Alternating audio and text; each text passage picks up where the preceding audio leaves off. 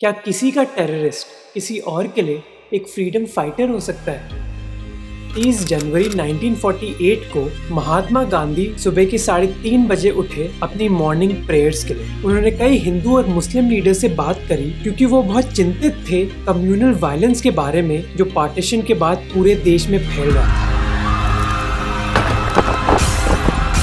जब पाकिस्तान में deputy high commissioner professor NR Malkhani ने गांधी जी को पाकिस्तान में सिंध के हिंदूज की स्थिति बताई तो गांधी जी ने बोला कि ऐसी चीजें नहीं होती अगर लोग उनकी सुनते। कई अखबारों ने कांग्रेस पर दोष डाला था इस वायलेंस के लिए। कुछ रिपोर्ट्स ने बताया कि कैसे पंडित नेहरू और सरदार पटेल के बीच में विवाद हो रहे हैं। इस चीज को सॉल्व करने के लिए गांधी जी ने सरदार पटेल को एक मीटिंग के लिए बुलाया 4 बजे। ये मीटिंग 1 घंटे से ज्यादा समय तक चली और अब समय हो गया था गांधी जी की इवनिंग प्रेयर्स का। करीब 250 लोग लॉन पर वेट कर रहे थे और उनमें से एक छोटा नौजवान आदमी जिसने खाकी कलर की शर्ट और पैंट पहनी हुई थी, वो आदमी बिरला हाउस तक गया जहाँ गांधी जी रह रहे थे अपने साथी नारायण आप्टे के साथ, और उन्होंने मिलकर एक ऐसा प्लान बनाया जिसके बारे में कोई सोच भी नहीं सकता था। इस चीज के बाद गांधी जी ने कदम रखे प्रेयर प्लेटफॉर्म पर जाने के लिए। जैसे वो बढ़ने लगे उस प्लेटफॉर्म से पहले कई लोग थे जिन्होंने गांधी जी के आगे अपने हाथ जोड़ रखे थे। उन्होंने रास्ता दिया ताकि गांधी जी प्लेटफॉर्म पर चढ़ पाए, पर जैसे ही वो प्लेटफॉर्म की तरफ बढ़ रहे थे, खाकी कपड़ों में जो एक नौजवान आदमी था उसने लोगों को पीछे करा और वो गांधी जी के सामने झुका अपने हाथ पकड़कर, मानो उनके पैर छूने के लिए। पर नहीं, उसने एक पिस्तौल निकाली और 3 शॉट्स फायर करे जिससे गांधी जी की मृत्यु हो गई। उस आदमी का नाम था नाथूराम गोडसे। तो जो नाथूराम गोडसे ने किया वो नेशनलिज्म था या टेररिज्म?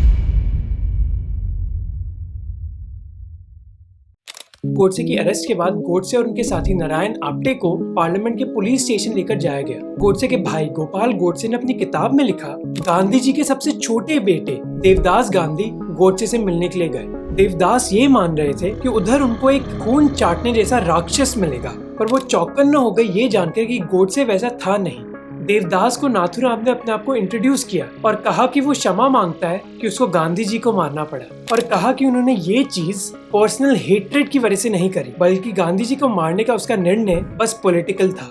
और फिर गोडसे और उसके 7 साथी पर, जहां गोपाल गोडसे का भाई और वीर सावरकर भी शामिल थे, और उन पर मर्डर के चार्जेस लगाए गए। ये पता चला कि इनमें से कई लोगों ने गांधी जी को पहले भी मारने की कोशिश करी थी। 10 दिन पहले 20 जनवरी को गोडसे और उनके साथी गांधी जी को फॉलो कर रहे थे एक पार्क में जहां गांधी जी एक स्पीच दे रहे थे, और उनके ग्रुप में से किसी ने क्राउड पर एक ग्रेनेड फेंका ताकि वो लोग भाग जाएं और गांधी जी उधर अकेले रह जाएं। जिसके बाद गांधी जी पर एक दूसरा ग्रेनेड फेंका जाना था, पर जिस व्यक्ति की ये जिम्मेदारी थी दिगंबर बड़गे, उन्होंने ये अंत में निर्णय लिया कि वो ये नहीं करेंगे और वो उस जगह से भाग गए बिना ग्रेनेड फेंके हुए। अब उस जगह से गोडसे तो भाग गया, पर 20 साल का मदन पावा को कस्टडी में ले लिया गया और मर्डर चार्जेस लगाए गए। इस इंसिडेंट के बारे में एक अखबार हिंदू राष्ट्र पर एक हेडलाइन भी लिखी गई, पर ये हेडलाइन ऐसी लिखी गई कि मानो ये अटैक जस्टिफाइड था क्योंकि गांधी जी मुस्लिम्स को अपीज कर रहे थे। गोडसे के खिलाफ जब कोर्ट हियरिंग स्टार्ट हुई तो ये हियरिंग बहुत ही डिटेल्ड थी। इस हियरिंग में करीब 150 विटनेसेस बुलाए गए और कई डॉक्यूमेंट्स और न्यूज़पेपर आर्टिकल्स को इन्वेस्टिगेट किया गया। अपने डिफेंस में गोडसे ने एक 5 घंटे की स्पीच भी दी। नाथूराम गोडसे की स्टेटमेंट को बैन कर दिया था कोर्ट ने। कुछ समय बाद इस बैन को हटा दिया गया और इस स्टेटमेंट को पब्लिश किया गया जिसका टाइटल था Why I Killed Gandhi। और ये वीडियो आपके लिए देखना बहुत जरूरी है क्योंकि आज कई लोग हैं जो नाथूराम गोडसे को एक फ्रीडम फाइटर बुलाते हैं। जैसे ये लोग सेलिब्रेट कर रहे हैं क्योंकि उन्होंने गोडसे के नाम पर एक ज्ञानशाला खोली है। मध्य प्रदेश में फिर एक गोडसे का जिन निकल आया है। हिंदू महासभा ने गोडसे का महिमा वंदन करते हुए गोडसे ज्ञानशाला खोल ली है। हिंदू महासभा के नेशनल सेक्रेटरी ने ये भी कहा कि नाथूराम गोडसे ने सही चीज करी गांधी जी को मारकर। इस चीज से तो बीजेपी MP साध्वी प्रज्ञा भी सहमत थी। नाथूराम गोडसे देशभक्त थे, हैं और रहेंगे। ये हत्या हुई थी करीब 75 इयर्स पहले, पर इस इंसिडेंट का एक बहुत बड़ा इम्पैक्ट पड़ा हमारी राजनीति पर। रामचंद्र गुहा की बुक इंडिया आफ्टर गांधी इसी इंसिडेंट से स्टार्ट होती है और फिर बताती है कि इंडिपेंडेंस के बाद इंडिया की क्या जर्नी रही। इस किताब को कई अवार्ड्स मिले हैं, और अगर आप पोस्ट इंडिपेंडेंट इंडिया की हिस्ट्री में इंटरेस्टेड है तो मैं स्ट्रांगली रेकमेंड करूंगा कि आप इसकी बुक समरी सुन सकते हैं कोको FM ऐप पर। ये समरी 2 घंटे की है जिसमें आप पोस्ट इंडिपेंडेंट इंडियन हिस्ट्री बहुत अच्छी तरह समझ पाएंगे। कुकू एफएम के जरिए कई तरीके के लोग इन्फॉर्मेशनल चीजें सुन सकते हैं। इस ऐप की सबसे अच्छी बात है कि मैं ऑडियो बुक्स को सुन सकता हूँ ड्राइविंग करते हुए या फिर कहीं चलते हुए, जिस वजह से कुकू एफएम पर 23 लाख से ज्यादा पेड यूजर्स हैं। इस ऐप पर आप नोट्स भी बना सकते हो जिस भी बुक के बारे में आप पढ़ रहे हो। आपके लिए एक एक्सक्लूसिव 50% डिस्काउंट भी है पहले महीने के लिए, जहां अगर आप मोहक 50 का कूपन कोड यूज करोगे तो पहले महीने के लिए आपको बस 49 रुपीज देने होंगे। तो आपको चेकआउट कीजिए, डिस्क्रिप्शन में लिंक है। तो गोडसे ने गांधी जी को मारने के लिए क्या कारण दिए? गोडसे का पहला कारण था मुस्लिम अपीजमेंट, और इस चीज को समझने के लिए हमें नाथूराम गोडसे के बैकग्राउंड को समझना हो। गोडसे का जन्म हुआ था एक ब्राह्मण हिंदू परिवार में, एक ऐसा परिवार जो अपने धर्म और कल्चर को बहुत मानता था। इनफैक्ट गोडसे ने अपनी कोर्ट की स्टेटमेंट में इसके बारे में बात भी करी। 22 साल की उम्र में गोडसे ने आरएसएस ज्वाइन करी, जिसको बनाया था केशव बलिराम हेडगेवार ने, हिंदूज को एकजुट रखने के लिए। कुछ साल बाद गोडसे पुणे गया, जहाँ उसको हिंदू महासभा की लोकल ब्रांच का सेक्रेटरी बनाया गया। अब हिंदू महासभा का संगठन बनाया था इंडियन नेशनल कांग्रेस के कुछ लोग ने, जिससे वो हिंदू मुद्दों के बारे में अंग्रेजों को बताए। पर 1930s में वीर सावरकर ने हिंदू महासभा को एक पॉलिटिकल पार्टी की दिशा दे दी और उन्होंने हिंदुत्व, एक राइट की आइडियोलॉजी स्टार्ट करी जो इंडियन नेशनल कांग्रेस की सेक्युलर आइडियोलॉजी से बहुत अलग थी। और गोडसे ने कहा कि महात्मा गांधी के साथ वीर सावरकर का एक बहुत बड़ा प्रभाव पड़ा उन पर और पूरे देश पर। पर जैसे नाथूराम गोडसे हिंदू महासभा में और इन्वॉल्व हुआ तो वीर सावरकर की आइडियोलॉजी का उस पर ज्यादा इम्पैक्ट पड़ा। और सावरकर की तरह गोडसे ये मानता था कि गांधी जी मुस्लिम अपीजमेंट के लिए जिम्मेदार है। धीरेन्द्र झा, जिन्होंने ये किताब लिखी, उन्होंने कहा कि सावरकर की पॉलिटिक्स में बहुत अहम भाग था गांधी जी के सेक्युलरिज्म के खिलाफ नफरत। वीर सावरकर के आइडिया से मोटिवेट होकर ही वो हैदराबाद में एक सिविल डिसोबीडियंस मूवमेंट में भाग लेंगे, क्योंकि प्रोटेस्टर्स का मानना था कि हैदराबाद के निजाम हिंदूज के बारे में नहीं सोच रहे। नाथूराम को फिर अरेस्ट किया गया और उनको जेल में डाला गया। इस इंसिडेंट के बाद गोडसे का विश्वास हिंदुत्व में और बढ़ गया और गांधी जी की मुस्लिम अपीजमेंट के खिलाफ नफरत और बढ़ गई। गोडसे का मानना था कि आजादी के लिए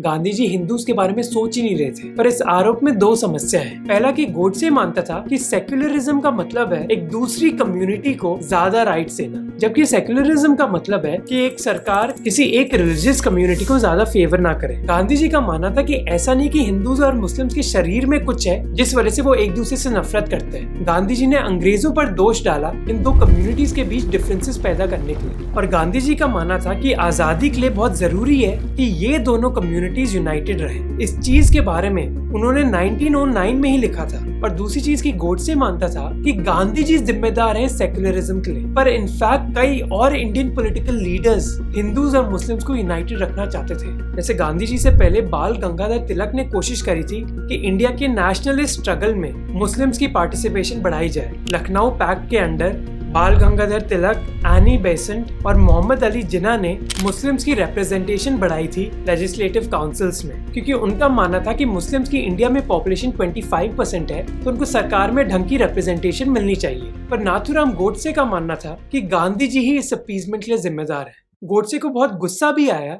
जब गांधी जी ने ये ऐलान किया कि इंडिया की नेशनल लैंग्वेज हिंदी नहीं होनी चाहिए। हिंदी की बजाय उन्होंने हिंदुस्तानी प्रपोज करी, जो हिंदी और उर्दू का मिश्रण है, और ये गोडसे को पसंद नहीं आया। गोडसे ने कहा कि इंडिया में सभी लोग जानते हैं कि हिंदुस्तानी एक भाषा है ही नहीं। अब ये जरूर है कि गांधी जी चाहते थे कि हिंदुस्तानी हमारी नेशनल लैंग्वेज बन जाए, पर रिसर्चर्स ने कहा कि मुस्लिम अपीजमेंट की वजह से नहीं था, बल्कि उनके लिए एक अंदेशा था कि कैसे हमारी नेशनल लैंग्वेज हमारे सेक्युलरिज्म को दर्शाएगी। जैसे प्रोफेसर गणपत तेली ने कहा कि हिंदुस्तानी एक ऐसी भाषा है जो हमारे देश को यूनाइटेड रखेगी, जबकि नाथूराम गोडसे मानता था कि गांधी जी बस मुस्लिम्स को अपीज कर रहे थे। अब जिस चीज को गोडसे ने अपीजमेंट बुलाया, गांधी जी की ओर से ये एक तरीका था हिंदूज और मुस्लिम्स को यूनाइटेड रखने के लिए, ताकि इंडिया को आजादी मिल सके। और गोडसे के हिसाब से इस अपीजमेंट की वजह से ही इंडिया की पार्टीशन हुई। आज भी कई राजनेता इसी चीज में विश्वास करते हैं। मैंने कभी इनकार नहीं किया कि राष्ट्रपिता नहीं है, राष्ट्रपिता हैं, लेकिन ये भी सच्चाई है कि देश के टुकड़े करवाने में उनका हाथ रहा है। अपनी स्टेटमेंट में नाथूराम गोडसे ने कहा कि महात्मा गांधी मोहम्मद अली जिन्ना के सामने झुक गए और उन्होंने इंडिया की पार्टीशन करवा दी।